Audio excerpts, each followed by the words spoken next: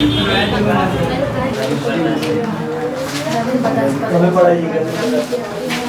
हाल चाल है बाबू लोग? मस्त है। क्या पढ़ रहे थे हम लोग? अवतल दर्पण से प्रतिबिंब प्राप्त करने के नियम। अवतल दर्पण से प्रतिबिंब प्राप्त करने के नियम यानी रूल के बारे में पढ़ रहे थे। कौन कौन सा रूल पढ़े थे हम लोग पीछे वाले क्लास में? तो पहला तो गोलीय दर्पण के बारे में पढ़े थे कि जब किसी गोलीय दर्पण के सामने किसी वस्तु को रखा जाता तो उससे प्रतिबिंब प्राप्त होता है। अब प्रतिबिंब कैसा प्राप्त होता है तो वह उस वस्तु से चलने वाली किरणों के आधार पर हम बता सकते हैं। अब समझ में आ रहा है ना? तो इसके लिए कुछ रूल्स होते हैं। तो पहला रूल हमने देखा अवतल दर्पण में कि अवतल दर्पण के मुख्य अक्ष के समांतर आती किरणें, वस्तु से अगर कोई किरण चली है और कैसे चली है? अवतल दर्पण के समांतर, मुख्य अक्ष के समांतर चली है। क्लियर है ना? तो वह दर्पण से परावर्तन के बाद कहाँ से होकर जाएगी? फोकस से होकर जाएगी। कहाँ से होकर जाएगी? फोकस से। अब इसके बाद हम लोग दूसरा रूल पढ़ें। कौन सा रूल? दूसरा।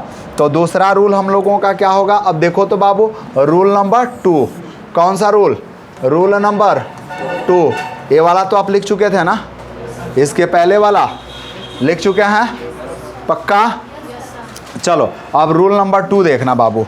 तो रूल नंबर 2 अब कहता है कि यदि अवतल दर्पण है, ध्यान से समझना बाबू, एक कोई अवतल दर्पण है। कौन सा दर्पण बाबू? अवतल दर्पण। और इस अवतल दर्पण में हम अगर क्या करें, थोड़ा सा इसका बारकोडिंग कर दें। ले भाई, इसका बारकोडिंग किया, इस पर पेंटिंग कर दिया और इसका एक प्रिंसिपल एक्सिस बना देते हैं। क्या बना देते हैं? Principal axis. तो यहाँ होगा क्या बाबू? पोल, पी होगा। ठीक है, यहाँ क्या होगा? पोल। पोल को क्या कहेंगे? पी कहेंगे। अब ज़रा सोचो कि इसके सामने एक बिंदु होगा जो फोकस का काम करेगा और इसके सामने एक बिंदु होगा जो वक्रता केंद्र सी का काम करेगा। सी को क्या कह लोगे बाबू? साइड में। सी को हम कहेंगे वक्रता केंद्र यानी centre of curvature. Centre of curvature कहेंगे ना? अच्छा, एफ को क्या कहेंगे बाबू? फोकस। क्या कहेंगे? फोकस। फोकल लेंथ कहेंगे। फोकल लेंथ या फोकस कह लो। क्या कह लो? फोकस। हिंदी में क्या कहोगे बाबू?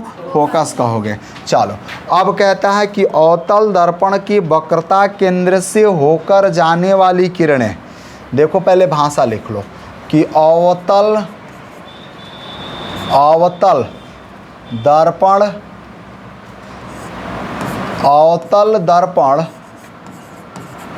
दर्पण के वक्रता केंद्र, क्या लिख रहे हैं? वक्रता केंद्र से होकर जाने वाली किरणें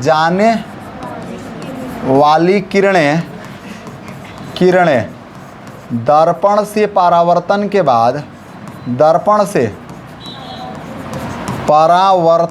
बाद उसी दिशा में वापस लौट जाती हैं। उसी दिशा में वापस लौट जाती हैं। यानी यूँ समझ लो कि अगर अवतल दर्पण पर कोई किरण आपतित हो रहा है, आपतित हो रहा है और वह आपतित होने के साथ साथ किस से आपतित हो रहा है? तो उसके वक्रता केंद्र से। और हमने बताया था कि कम से कम किसी वस्तु से 2 किरणों का आपतन होना जरूरी है। वस्तु से 2 किरणें अगर दर्पण पर आएंगी तो परावर्तन के बाद वो जहाँ काटेंगी वहीं प्रतिबिंब बनेगा। तो कितनी किरणों को खींचना जरूरी है? 2। तो अब किरणों को कैसे खींचेंगे इसके लिए रूल पढ़ रहे हैं। क्या पढ़ रहे हैं? रूल। तो पहली किरण में हमने पहले रूल में पढ़ा कि यदि उसके फोकस से समांतर आएगी, प्रिंसिपल एक्सिस के पैरेलल आएगी, तो पास आउट होगी तो कहाँ जाएगी? फोकस से होकर जाएगी। यही पढ़े थे। दूसरा हम पढ़ रहे हैं कि अगर यह किरण वक्रता केंद्र से पास आउट होती है तो आफ्टर द रिफ्लेक्शन कहाँ से जाएगी, उसी पथ पे चली जाएगी, उसी पथ पर चली जाएगी। क्लियर है ना, उसी पथ पर चली जाएगी। अब देखो बाबू, तो यह इधर आ गई, अब इसका ये इधर आई, समझ में आ रहा है ना। लेकिन जैसे परावर्तन हुआ, जैसे इसका परावर्तन हुआ, देखो मेरे बाबू, जैसे इस किरण का परावर्तन हुआ, देखो ये परावर्तन के बाद उसी दिशा में वापस लौट जाती हैं, उसी दिशा में वापस लौट जाती है जिस दिशा से वो आई होती हैं। तो जो इस कलर का रंग है ब्राउन कलर, यह उसको क्या कर रहा है, आपतित किरण का बता रहा है, समझ में आ रहा है ना। और जो इधर से हमने थोड़ा सा हल्का ब्राउन लिया, वो क्या बता रहा है आपको, परावर्तित किरण बता रहा है। अब तो समझ में आ रहा है ना। तो यह जो किरण हमने लिखा हल्का ब्राउन, यह किरण क्या है बाबू, आपतित किरण है। क्या है, आपतित किरण, आपतित किरण है। और आपतित किरण को क्या लिखेंगे, इंसिडेंट रे लिखेंगे। क्लियर है। और दूसरा क्या है बाबू, परावर्तित किरण, दूसरा क्या है, परावर्तित किरण। तो इसको क्या लिख लेंगे हम लोग, परावर्तित, परावर्तित, परावर्तित किरण। क्लियर है ना, यानी reflected ray, reflected ray. Clear है। चलो इतनी बात समझ गए कि जो किरण अगर उसके वक्रता केंद्र से होकर जाएगी परावर्तन के बाद, उसी पथ पर वापस लौट जाएगी। क्लियर है। चलो आगे बढ़ते हैं बाबू मेरे। तो रूल नंबर अगला देख लो, रूल नंबर अगला रूल नंबर हम 3 देख लेते हैं, यहीं देख लेते हैं, जगह हमारे पास है ही तो कोई दिक्कत नहीं है। Rule number 3। अब रूल नंबर 3 में कहता है कि यह अवतल दर्पण है। क्या है बाबू, अवतल दर्पण। और इस अवतल दर्पण में हमने क्या किया, इसका बारकोड लगाया, तभी तो पहचानोगे ना कि दर्पण कितने रुपए का है। चलो, और इसका हमने क्या किया, एक पोल बनाया, इसके बाद एक फोकस बनाया, उसके बाद एक इसका वक्रता केंद्र बनाया, एक वक्रता केंद्र, वक्रता केंद्र को C से, फोकस को F से, फोकस को F से। अब कहता है मेरे बाबू जरा ध्यान देना, मेरे बाबू मेरा ध्यान देना।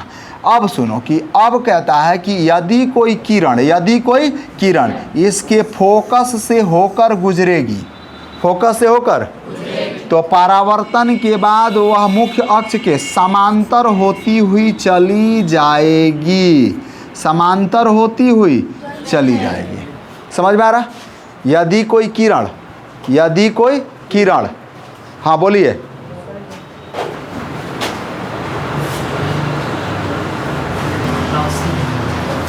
देखिए बाबू, अब हो गया। अब यहाँ हमने आपको बताया कि यदि कोई किरण, देखो इसका भाषा लिख देते हैं कि यदि अवतल दर्पण के वक्रता केंद्र से, यानी यदि कोई किरण उस अवतल दर्पण के फोकस से आपतित होगी, फोकस से दर्पण पर आपतित होगी। यदि कोई किरण, यदि कोई किरण, ठीक है, अवतल दर्पण के फोकस से दर्पण पर आपतित होगी, दर्पण पर आपतित होगी, तो परावर्तन के बाद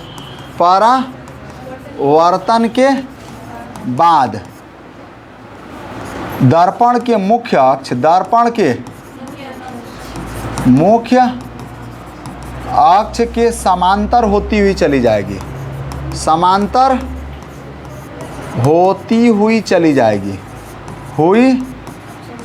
चली जाएगी। तो जाने दो भाई, इसको जाएगी, कहाँ से होकर जाएगी, अवतल दर्पण के मुख्य अक्ष के समांतर होती हुई चली जाएगी। ये बात समझ में आ गया। पहला चीज़ हमने क्या देखा था, इसके पहले वाले में आप देख लो। अच्छा इंग्लिश लिख दे रहा है बाबू, परेशान नहीं होना, इंग्लिश लिख दे रहा है, ठीक है। अवतल दर्पण के मुख्य अक्ष के समांतर आती किरणें दर्पण से परावर्तन के बाद फोकस से होकर गुजरती हैं। किससे होकर गुजरती हैं, यानी पैरेलल आ रही है। किसके पैरेलल आ रही है? प्रिंसिपल एक्सिस के। कहाँ से होकर गुजर रही है? फोकस से। ये पहला पार्ट पढ़ रहे थे। दूसरा रूल आज हम लोगों ने पढ़ा है, पीछे की वीडियो में मिल जाएगा आपको, ठीक है। दूसरा रूल कहाँ पढ़े? दूसरा रूल पढ़े कि अवतल दर्पण के वक्रता केंद्र से कोई किरण दर्पण पर आपतित होती है तो परावर्तन के बाद उसी दिशा में वापस, जिधर से आई है उधर ही वापस। क्लियर है। और तीसरा रूल हमने पढ़ा कि यदि फोकस से आती है, पास होगी फोकस से, तो कहाँ जाएगी? Parallel to principal axis. Parallel to principal axis. चलो इंग्लिश लिख दे रहे हैं बाबू, ठीक है। जल्दी इसको उतार लो, तब तक हिंदी मीडियम वाले जल्दी उतारो, हिंदी मीडियम वाले जल्दी उतार लो, फटाफट उतार लो हिंदी मीडियम।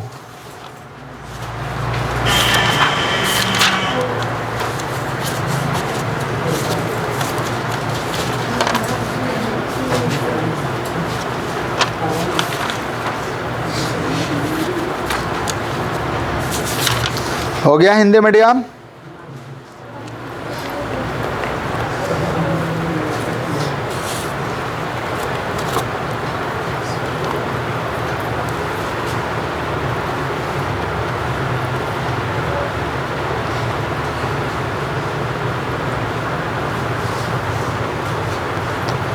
हो गया। यानी अब देखोगे बाबू, इसका इंग्लिश लिख देते हैं कि अरे, सीधा होके लिख देना। चलो, अरे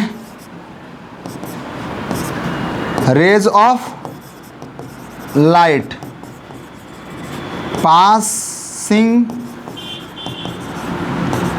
through the centre, passing through the center of curvature of कौन मिरर बाबू? Concave mirror. कनकेव मिरर, ठीक है। After reflected, after reflection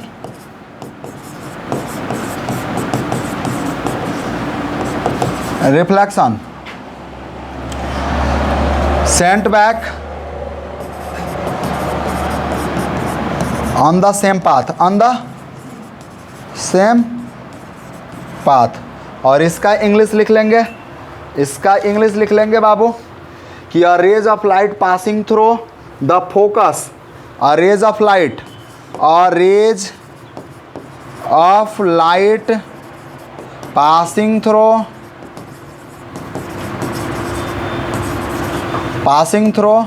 the focus of concave mirror, concave mirror। Clear है ना? चलो बाबू, become parallel to principal axis, becomes parallel to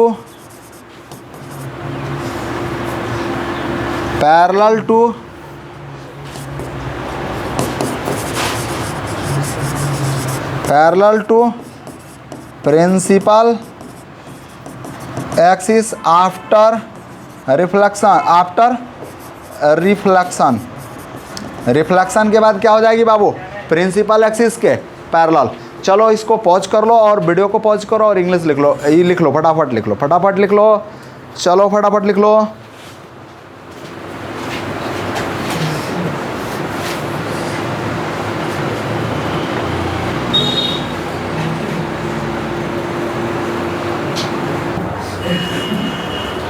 है, हो गया बाबू? हाँ, नहीं हुआ? हो गया? चलो अब देखो तो, अब ये रूल हमने देख लिया, पहला रूल और दूसरा रूल, तीसरा रूल, तीनों रूल को देख चुके हैं। अब आगे बढ़ते हैं।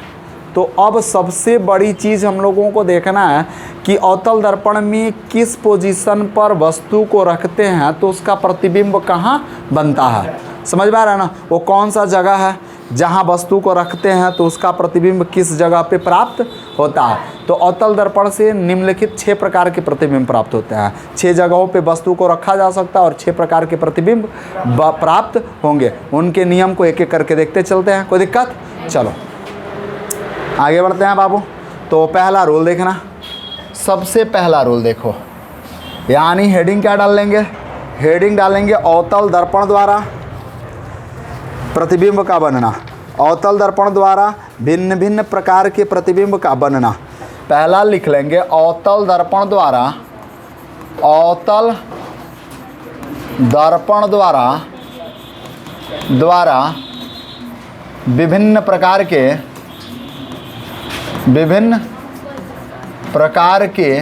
प्रतिबिंब का बनना।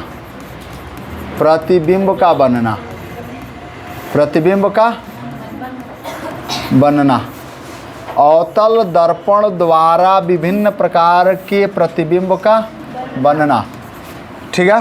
इंग्लिश में formation of different type of images, formation of different types of images, different type of images by concave mirror, by concave mirror. ठीक है। डिफरेंट टाइप ऑफ इमेज का फॉर्मेशन देखना है, डिफरेंट टाइप ऑफ इमेज का formation. देखो भाई अवतल दर्पण द्वारा पहला देखना। अब इसमें कुछ बातें लिख लेते हैं कि अवतल दर्पण में मेरे साथ लिखते चलो तब समझा देते हैं। अवतल दर्पण में बने प्रतिबिंब की स्थिति,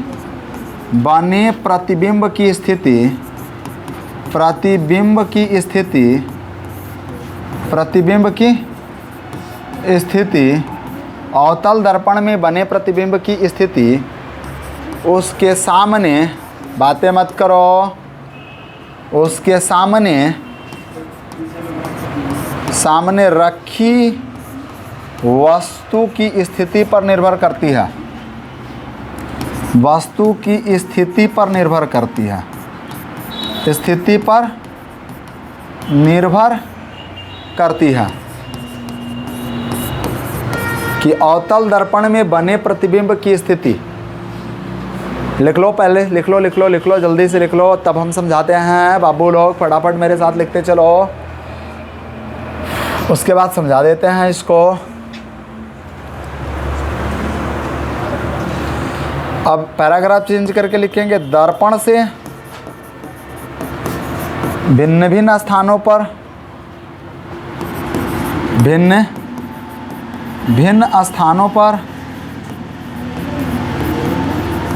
स्थानों पर वस्तु को रखने से ही विभिन्न प्रकार के प्रतिबिंब बनते हैं। रखने से ही विभिन्न प्रकार के प्रतिबिंब बनते हैं। विभिन्न प्रकार के प्रतिबिंब बनते हैं।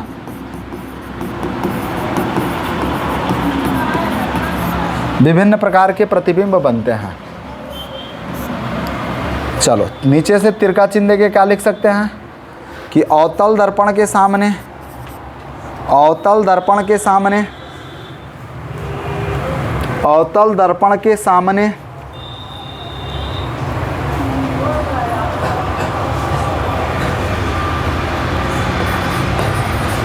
अवतल दर्पण के सामने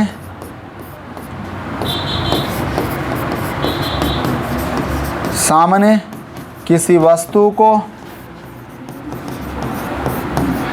को निम्नलिखित 6 स्थानों पर रख सकते हैं। निम्न 6 स्थानों पर रख सकते हैं।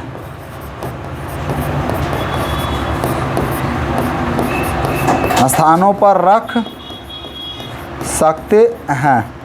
चलो भाई इसका इंग्लिश लिख लो। इंग्लिश लिख लो कि the position, size and nature of image, the position, size and nature of image, the position, size and nature of image,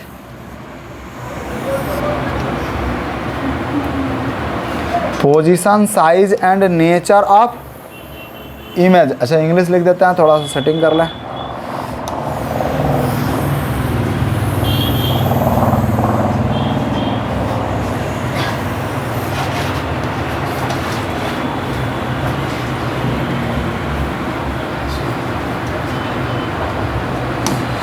चलो इंग्लिश लिख देते हैं। The position,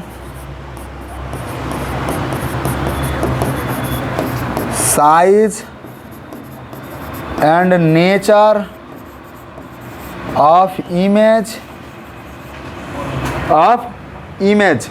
formed by the concave mirror, formed by the concave mirror depend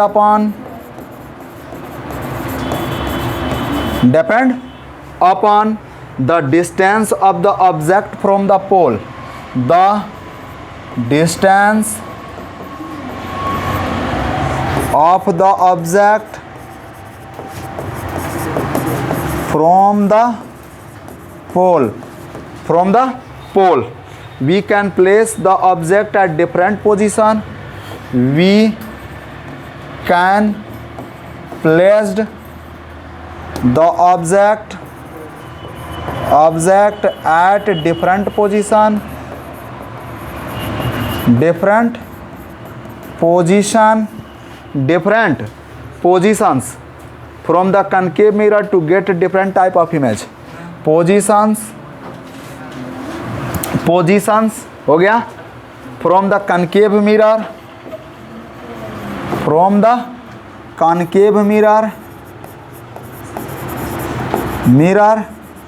and get different type of images, different types of image. चलो अब देखो भाई, अब इसको समझ लो। पहले इसको क्या करो, समझ लो, ठीक है। समझो मेरे बाबू, लिखना बंद करो, समझो।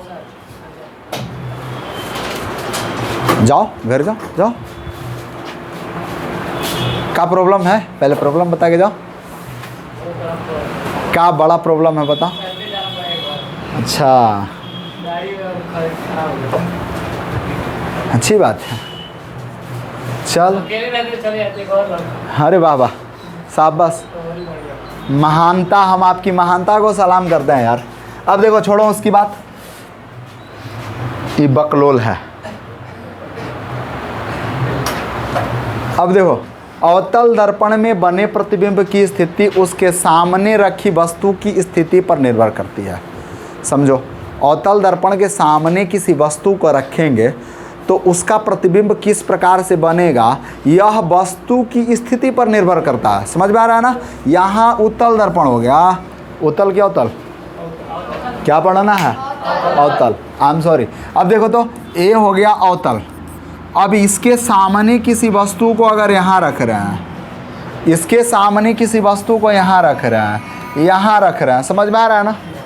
तो ये अलग अलग पोजीशन पे रखा गया है, तो इस वस्तु, इन तीनों अलग अलग वस्तुओं का प्रतिबिंब अलग अलग बनेगा, एक ही स्थान पर नहीं बनेगा। प्लस इनके पोजीशन के साथ साथ इनका आकार भी निर्धारित होगा और उनके नेचर, प्रकृति भी निर्धारित की जाएगी। समझ में आ रहा है ना। यानी कह रहा है कि the position, size and nature of image form by the concave mirror depend upon the distance of object from the pole. यानी यह पोल से कितनी दूरी पर है, कौन से पोजीशन पर है वस्तु, इस पर निर्भर करता है कि उसका इमेज कहाँ बनेगा। वस्तु जितनी दूरी पर जहाँ होगा, उसी के स्थिति पर उसका इमेज बनेगा। पहला चीज समझ गया। दूसरा कह रहा है भाई कि वी कैन प्लेस्ड, हम वस्तु को रख सकते हैं अलग अलग जगहों पर, तब उसका प्रतिबिंब अलग अलग प्राप्त होगा। क्लियर है, एनी प्रॉब्लम। तो चलो, पहला प्रतिबिंब कैसे बनेगा, पहला इसका रूल देखना बाबू। केस नंबर वन और केस नंबर फर्स्ट देखो मेरे भाई। वो कहता है कि जब वस्तु दर्पण के फोकस और ध्रुव के बीच स्थित हो, जब वस्तु दर्पण के फोकस और ध्रुव के बीच स्थित हो। ध्यान रखो भाई, पहले देख लो। जब वस्तु, केस नंबर 1 देखो। ए बाबू, लिखना बंद करो मेरे भैया, मेरे प्यारे प्यारे बाबू। जब वस्तु कहाँ हो, जब वस्तु दर्पण के दर्पण के ध्रुव और फोकस के बीच स्थित हो, फोकस के बीच स्थित हो। पहला कंडीशन देख लो कि when the object placed between the pole and focus of the concave mirror. समझ में आ रहा है ना? यानी इंग्लिश में लिख देंगे कि when the object placed between the pole and focus of the mirror, यानी फोकस और ध्रुव के बीच स्थित हो। तो इसका मतलब कैसा होगा? चलो बाबू, इसका मतलब कैसे होगा? हाँ बोलिए। अब देखो आगे बढ़ते हैं। तो जैसे देखो ये ऐसा होगा, ठीक है? अब बोलिए बाबू लोग, क्या है आप लोगों का पीछे? केमिस्ट्री है। अच्छा अभी शुरू हो रहा है, थोड़ी देर रुक जाइए। वेट। चलो अब देखो तो ये आपका क्या हो गया? यहां दिखाई दे रहा कनकेव मिरर, और कनकेव मिरर का यहां पोल बनेगा ना? क्या बनेगा? पोल। इससे कुछ दूरी पर क्या होगा? फोकस होगा। इससे कुछ दूरी पर क्या होगा? सेंटर ऑफ कर्वेचर होगा। सेंटर ऑफ कर्वेचर होगा। अच्छा, पोल पे फोकस पे, यहाँ बीच में कहीं हमने क्या करा? एक ऑब्जेक्ट को रखा, बीच में एक ऑब्जेक्ट को रखा। किसको रखा बाबू? ऑब्जेक्ट के कलर को थोड़ा सा डिफरेंट करते हैं। ये ऑब्जेक्ट का कलर है, दिखाई दे रहा है? चलो ऑब्जेक्ट का कलर, यहाँ हमने ऑब्जेक्ट को रख दिया। अब देखो ऑब्जेक्ट से दो प्रकार की किरणें चलेंगी। हमने बताया कि इमेज तभी बनेगा जब दो प्रकार की किरणें निकलेंगी, रेज ऑफ लाइट दो प्रकार की निकलेंगी। इतना बात समझ में आ रहा है? कितने प्रकार की निकलनी चाहिए बाबू? दो प्रकार की रेज ऑफ लाइट को निकलना पड़ेगा। चलो अब देखो तो पहला रेज ऑफ लाइट क्या निकल रहा है? देखो यहाँ से पहला रेज ऑफ लाइट इसके पैरेलल जा रहा है, इसके पैरेलल जा रहा है ना? तो अब जरा सोचो कि पैरेलल जा रहा है तो रिफ्लेक्शन के बाद फोकस से होकर गुजरेगा, रिफ्लेक्शन के बाद फोकस से होकर गुजरेगा ना? कहाँ से होकर गुजरेगा? पक्का? इतना बात समझ गए? चलो, यानी पहला कंडीशन ने आपको बता दिया कि जब रेज ऑफ लाइट पैरेलल होगी तो pass away from the focus. समझ में आ रहा है? अब दूसरी किरण इससे हम पास कराते हैं। दूसरी किरण देखोगे मेरे बाबू कि हमने दूसरी किरण को पास करवाने का जिम्मा ले लिया। ये जिम्मा, यहाँ दूसरी किरण अब इसके कहाँ से होकर गुजरेगी बाबू मेरे? थोड़ा सा देखना, हम ऐसे इसके कहाँ से गुजारते हैं?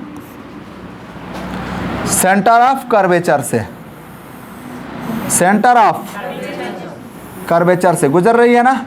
चलो सेंटर ऑफ कर्वेचर से, सेंटर ऑफ कर्वेचर से।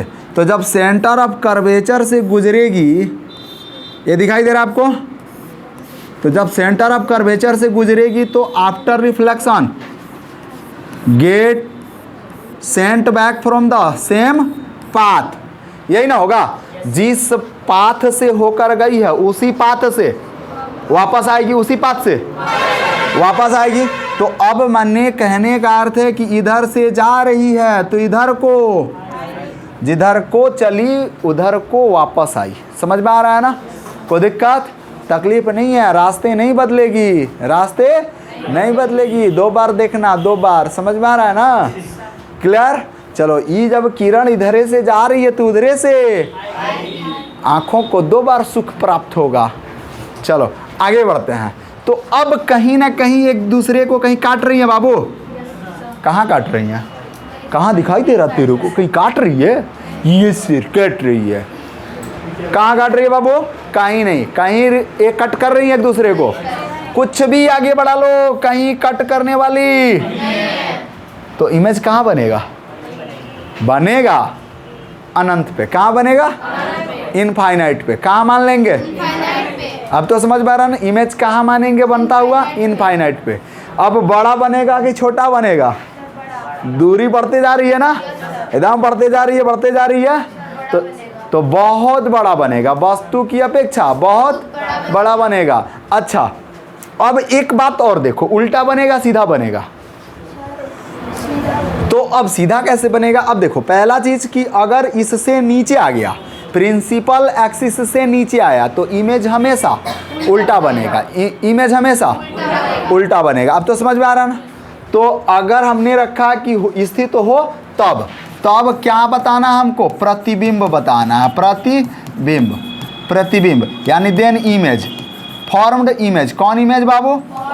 Formed image is, formed image is, यानी फॉर्म्ड इमेज का पोजीशन क्या क्या होगा? तो चलो बाबू देख लो फटाफट। पहला क्या देखोगे? हाँ, यानी कहाँ बनेगा बाबू? हाँ बताओ जल्दी, पहले बता दिए ना। यह प्रतिबिंब काल्पनिक, सीधा तथा वस्तु से बड़ा बनता है और कहाँ बनता है? अनंत पर बनता है। कहाँ बनता है? अनंत पर। क्लियर है ना? तो अब प्रतिबिंब पहला कि उल्टा, पहला कंडीशन प्रतिबिंब उल्टा बनेगा। प्रतिबिंब उल्टा बनेगा, उल्टा। चलो उल्टा बनेगा पहला, यानी उल्टा का इंग्लिश क्या हो जाएगा? Erect, erect compare to image, compare to object, object. पहला चीज हो गया। दूसरा काल्पनिक होगा। कैसा होगा? काल्पनिक होगा। कहीं काट तो रहा नहीं है, काट तो रहा नहीं है, तो काल्पनिक ही ना बनेगा। क्या बनेगा? काल्पनिक बनेगा। चलोगे काल्पनिक। लेकिन एक बात और देखोगे मेरे बाबू, थोड़ा सा हमने मिस्टेक कर लिया। क्या कर लिया? मिस्टेक। कैसे मिस्टेक करा? कि जब काट नहीं रही है तो इमेज बना रहे हैं और हम कह रहे हैं कि काल्पनिक बनेगा। तो तुम्हारा प्रश्न उठना चाहिए ना कि सर कैसे काल्पनिक, जब आगे बना रहे हो तो काल्पनिक तो हो नहीं सकता है। समझ में आ रहा है ना? बताया ना कि दर्पण के आगे बना इमेज काल्पनिक नहीं होता है। तो अब इसको देखो बाबू, थोड़ा सा पीछे की तरफ बढ़ाओ। अब मेरी बात मानकर अगर पीछे की तरफ बढ़ा रहे हैं तो यह काल्पनिक रूप से कहीं मिल रही हैं। मिल रही है ना?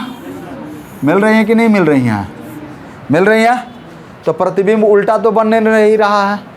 प्रतिबिंब उल्टा बन रहा है, नहीं बन रहा। तो ये भी लाइन हमारी गलत हो गई। गलत हुआ कि नहीं हुआ? काल्पनिक बन रहा है लेकिन सीधा बन रहा है। प्रतिबिंब कैसा बन रहा है? सीधा। प्रतिबिंब सीधा बन रहा है। तो पहला पॉइंट क्या लिखोगे बाबू? चलो हम लोगों ने मिस्टेक करा, उसको सुधार लेते हैं। पहला पॉइंट कि प्रतिबिंब सीधा बनेगा, सीधा बनेगा। ठीक है, यानी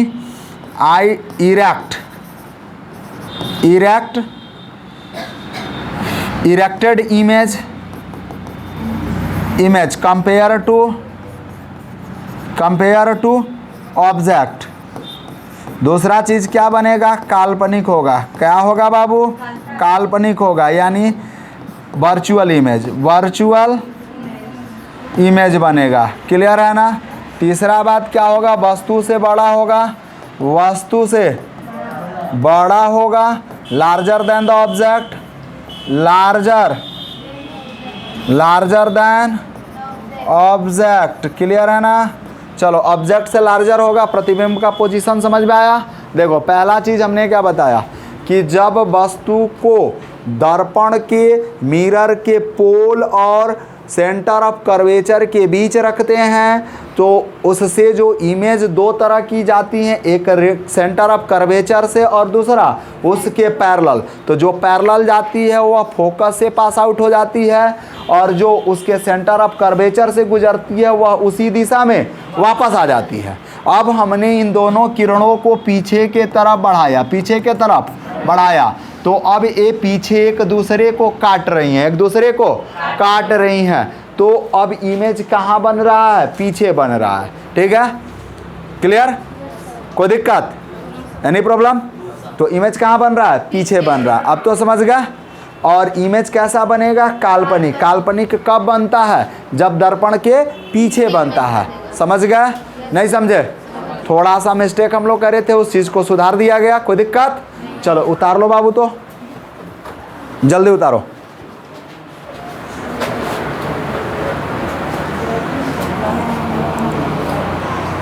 उतार लिए लोग, कोई दिक्कत?